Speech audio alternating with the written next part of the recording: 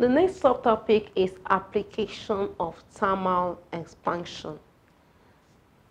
Application of heat expansion. Where do you apply? As a result of expansion due to heat, where can we apply this? Or where can we see the effect of this? Number one, we have it that the knowledge of thermal expansion is applied in building construction. Example, in roofing with zinc, in construction of railway lines, so that adequate gap provisions will be made for expansion. Now we've had the knowledge about heat expansion. If you add heat to some solid materials, it brings about expansion.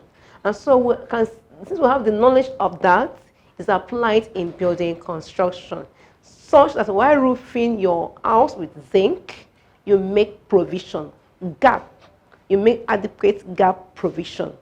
You make provision of gaps such that if there is expansion, when the sun is shining on it, hitting on it, it can expand without folding. Do you understand? It is also applied in constructing of railway lines. So they will not corrugate, they will not fold or make the train to derail. So in this, you have to give gap between the lines. And within the rollers, you give what? Gap. You make adequate gap provision for what? Expansion. When the sun is shining on it and there is heat from the sun, heat incidenting on such metals. So you make adequate gap provision for what? For expansion. Number two is applied in having that tight fitting corks can be removed by carefully warming the neck of the bottle.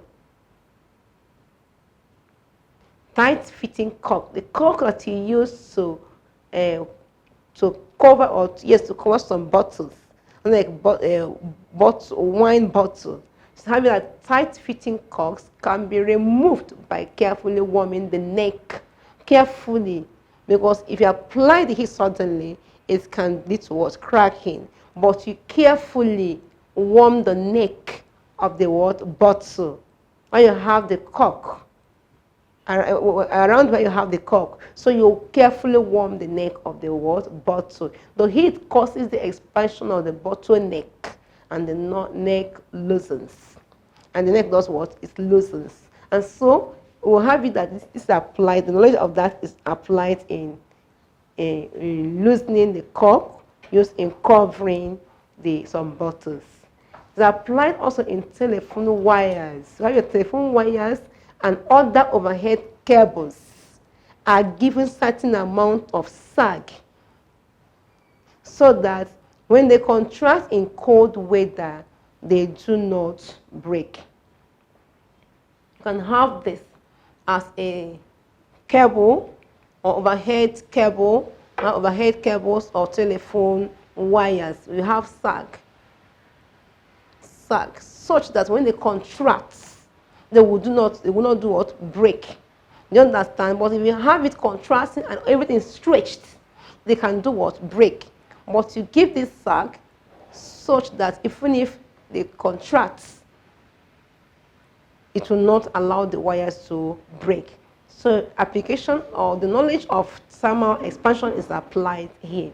Now we'll have it again. Application of thermal expansion is found in bimetallic strip. We have discussed it today. Bimetallic strip is formed by joining together two different metals. Example, we have copper and iron. We have shown that before now. When the strip is heated, it bends. It bends with the metal with greater expansion. Like that we saw last before now. We have it that one of them was longer and bent, while we have the one that has more greater expansion curved outwardly. So when the strip is heated, it bends with the metal with greater expansion on the outside of the curve. So bimetallic strips are very sensitive to temperature changes. So they are used in electric thermostats to control the temperature of an electric laundry iron. So the application of this is found in bimetallic strip, which is found also in electric laundry iron, in gas oven thermostats, and in refrigerators. What is that thermostat there? For instance, you are trying to iron your cloth or press your cloth. Sometimes you have a red indication there. Whenever light comes in, that red light will be there to show you that light has come in.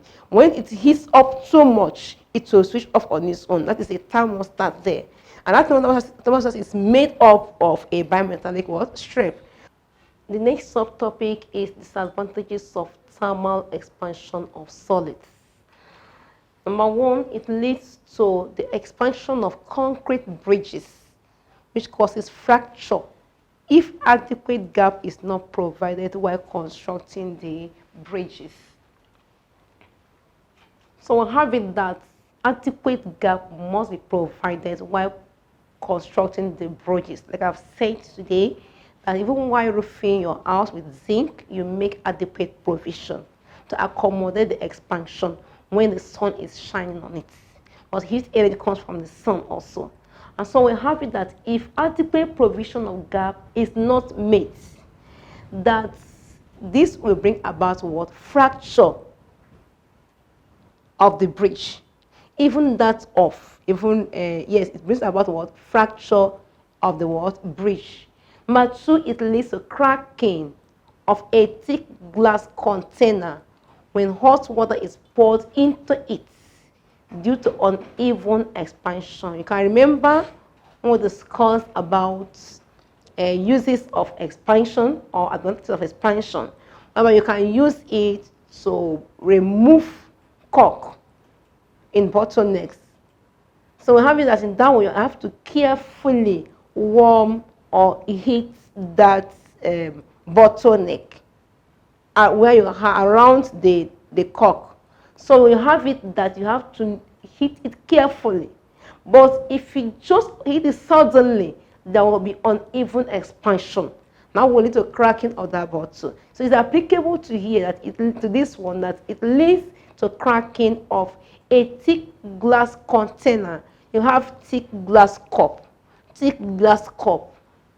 When hot water is poured into it, it leads to uneven what? Expansion. That can lead to what? Cracking of it. You understand? So that is why you don't even use it to drink tea, hot glass cup. If you put hot water inside, no, you don't use thick glass cup to drink tea. If you put hot water inside it, it will do what? Break because there is uneven expansion of that glass container.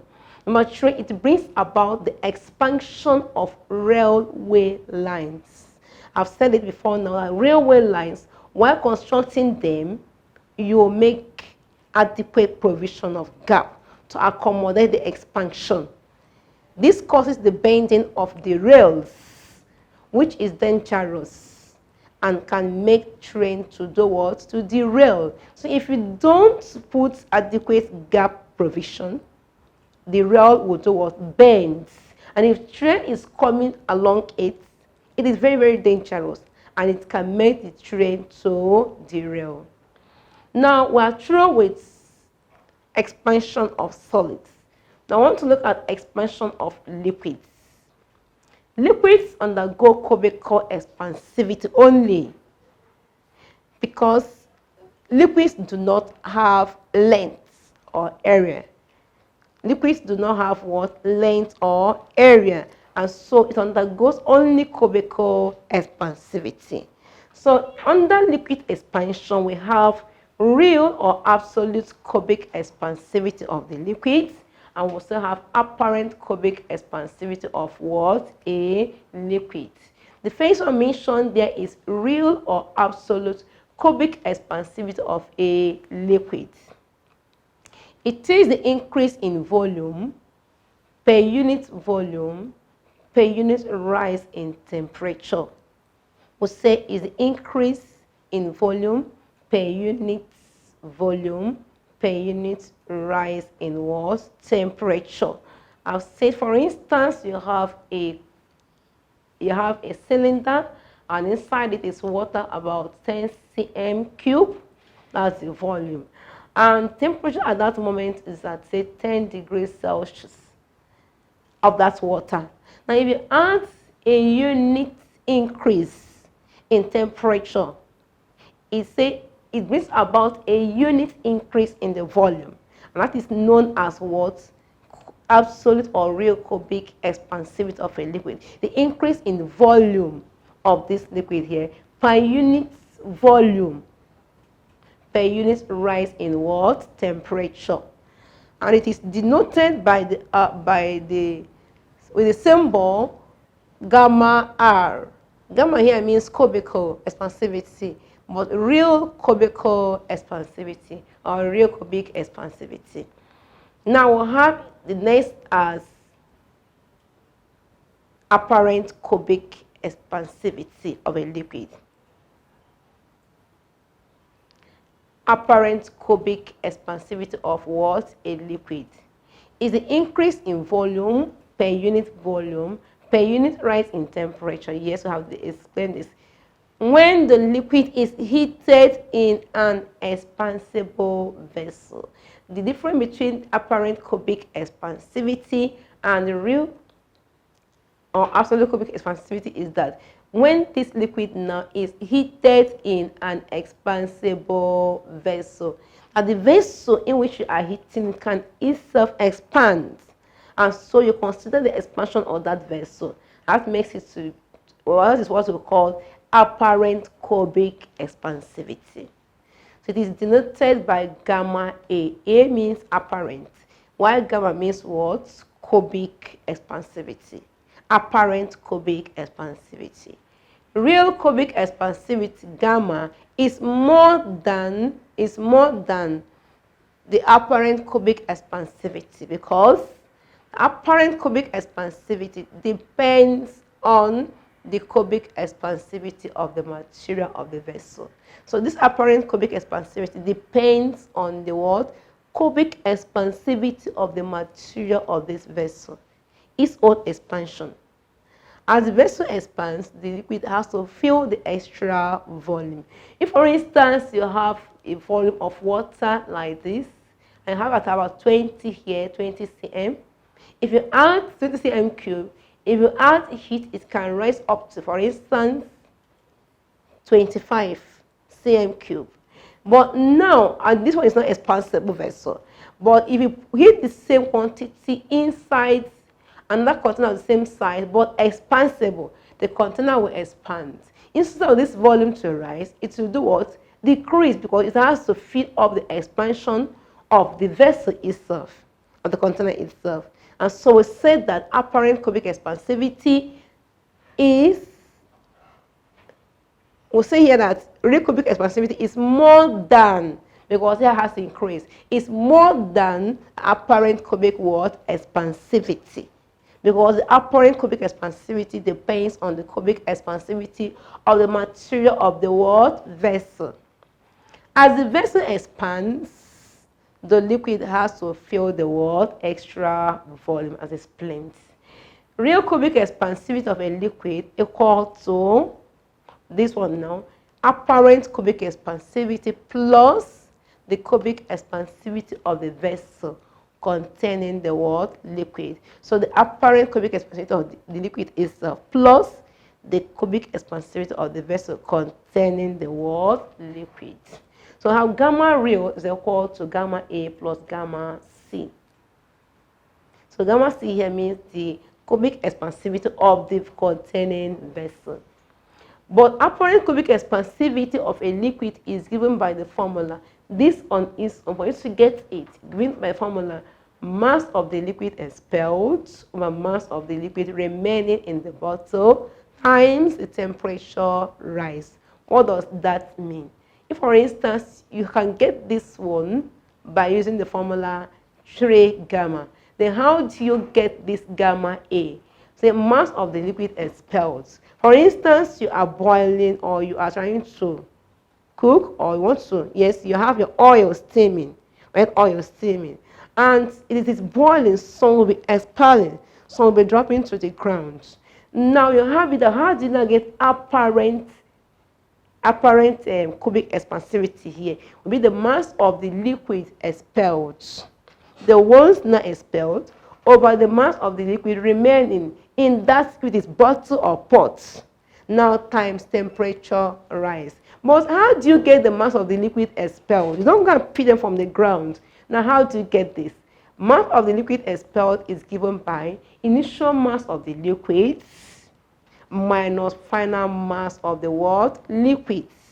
You understand? So initial mass of the liquid there minus the final mass of the what? Liquid. That gives you now the mass of the liquid what? Expelled. So the initial mass must be more than the one remaining, because the one remaining now, because they have some have expelled to the ground, so we have initial mass of the liquid is now more than minus final mass of the liquid one remaining, where cubic expansivity is given to you as gamma C, which is equal to 3 alpha. So with this, we can find out your gamma A and add this to this particular one, you now get your gamma real. Is that okay? Now let us see how we can solve some problems using this. Example 1. A density glass bottle contains 44.25 grams of a liquid at 0 degrees Celsius and 42.02 grams at 50 degrees Celsius. Calculate the real cubic expansivity of the liquid. Given linear expansivity of glass to be 1.0 times 10 to the power minus 5 per Kelvin. How do you now get this? Solution. We have the initial mass of the liquid at 0 degrees Celsius is, at 0 degrees Celsius, the initial mass is what? 44.25 grams. Now, final mass of the liquid at 50 degrees Celsius is what? 42. You can see that the mass has reduced, mass expelled. So your half is what? 42.02 grams. You understand? So change in temperature is 50 degrees Celsius minus 0 degrees Celsius. This, the final temperature minus initial temperature gives you this. So how do you now get your real cubic expansivity? How the formula is apparent cubic expansivity of the liquid plus the cubic expansivity of the container Y, gamma C. But we'll have it that gamma real, which is gamma real is equal to gamma A plus what? Gamma C. But how do we get our gamma A? We have given the formula here that gamma A is mass of the liquid expelled over the mass of the liquid remaining in the bottle times temperature change. So I want to use M1 as the initial what? Mass, which is 44.25, minus the final mass at 50 degrees Celsius, 42.02. All over what? What do we have here? We'll have the mass of the liquid remaining, we'll have gamma A will give you mass of the liquid expelled over the mass of the liquid remaining in the bottle times what? Temperature rise. So mass of the liquid expelled, I've given you, you have M1 minus M2. M1 minus what? M2. That is the initial mass of the liquid minus final mass of the what? Liquid. This final mass of the liquid is the mass of the liquid remaining, which is now your M2. So we have M1 minus what? M2 or M2 again. M2 here now means mass of the liquid remaining. While is now the initial mass of the liquids. So we have initial mass minus the final mass. All over this the mass of the liquid remaining, which is the final mass, times change in theta. So if you now substitute, we have 44.25, the initial at 0 degrees Celsius, minus 42.02, that is the mass at 50 degrees Celsius, all over the mass remaining now, which is now the final mass, 42.02, times change in theta, which is what? 50.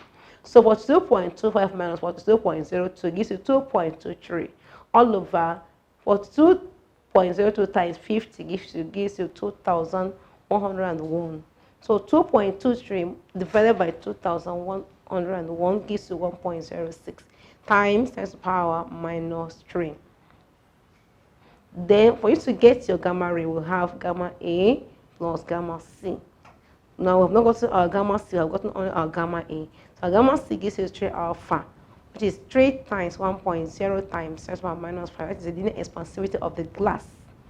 Now 3 times this gives you 3 times 10 raised to the power minus 5, because 3 times 1 is 3 times 10 to the power minus 5, you bring it down. So add 1.06 times 10 to the power minus 3 to 3 times 10 to the power minus 5.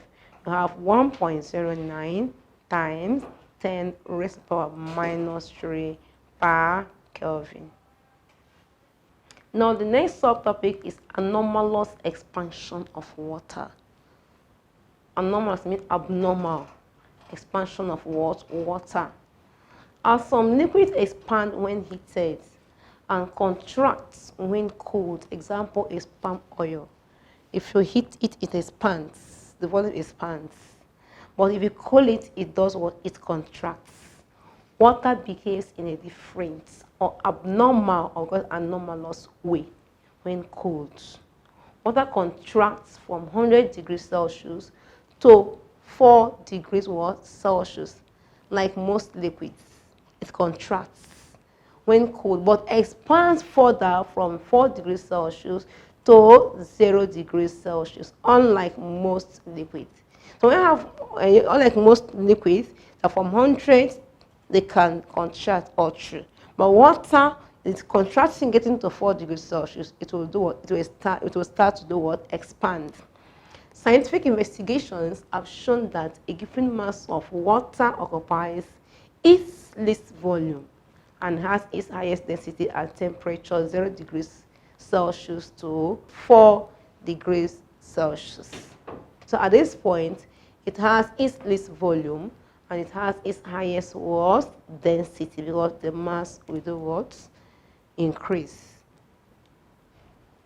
Consequence of anomalous expansion of water. Number one, it makes glass bottle filled with water and put into a deep freezer to crack when the water freezes. Remember, at 4 degrees Celsius, it will start to do what? Expand. And so it will bring about cracking of that glass bottle. That is why you don't keep water in a glass bottle inside a deep freezer for it to freeze or block. You understand? So if it does that at 4 degrees Celsius, it will start to expand. Now we'll lead to the cracking of the glass bottle. Number two, the anomalous expansion of water is responsible for the bursting of water pipes during freezing. Anomalous expansion of water is responsible for the bursting of water pipes during what? Freezing. Number three is that anomalous expansion of water helps aquatic animals to survive during winter or cold season. Since ice forms at the surface of water, the bottom of the lake remains at 4 degrees Celsius, which is a warm temperature for aquatic life. So we have it that during the time of snowfall, time of winter, we have it that ice will be falling, and the water surface there will be full of what? Ice block. And so if there is ice block there, the bottom of it, I've told you, will remain at 4 degrees Celsius, because the top will be filled up with what? Blocks. So the bottom part of it now will be at 4 degrees Celsius. Well, that's anomalous expansion of water. And so aquatic animals living in that pool of water at that moment will do what? Survive in such environment, in such ponds. So these are some of the applications or some of the consequences of anomalous expansion of water. Now we'll look at the next subtopic in this topic, heat energy. We'll look at heat transfer. Heat transfer. How heat can be transferred from one point to another in a medium. This is a process by which heat flows from a body at a higher temperature to another at a lower temperature. We call this process heat transfer. How I can transfer heat from one body at higher temperature to another body at a lower temperature. This transfer of heat can happen in 3 ways. Number 1, conduction. Number 2, convection. Number 3, radiation. Heat transfer in solids is mainly by conduction. Materials which allows heat to pass through them easily are called good conductors of heat.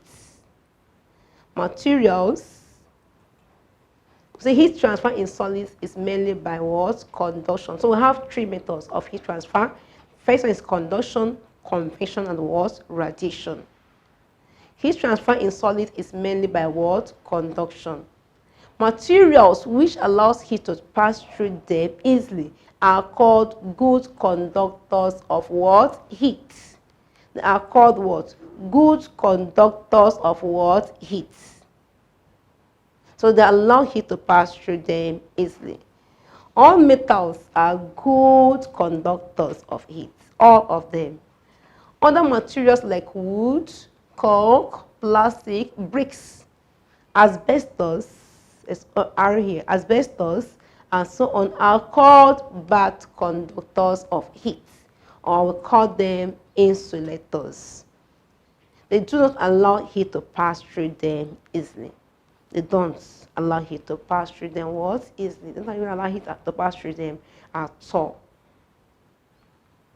The modes of heat transfer in liquids and gases is mainly by convection, the second mode of heat transfer.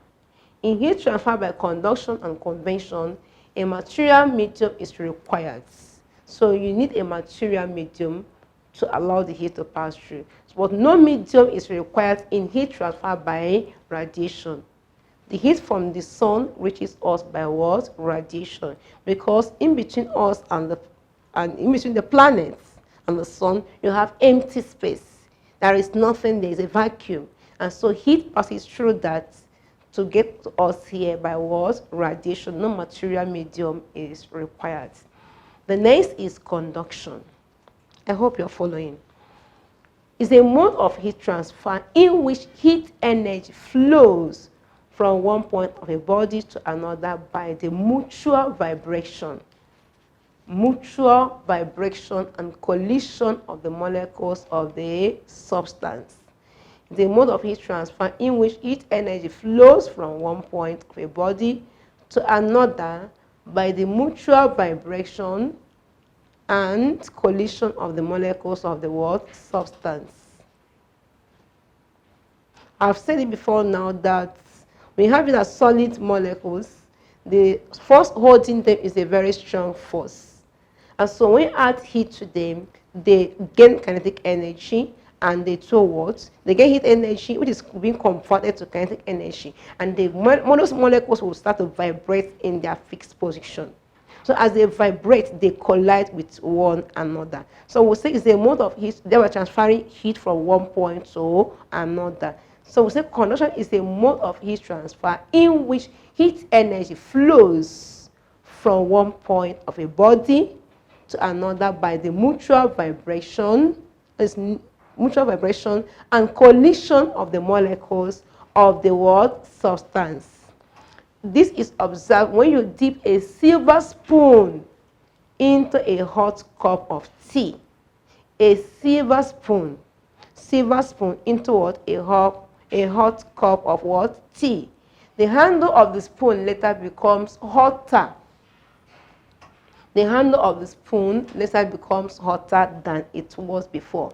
Though you did not dip it inside the hot tea, but with time you find out that you observe that it becomes hotter than it was. So what happened? There is heat energy transferred from the part that you did inside the hot tea, transferred now to the area where you have that is not dipped into the hot tea.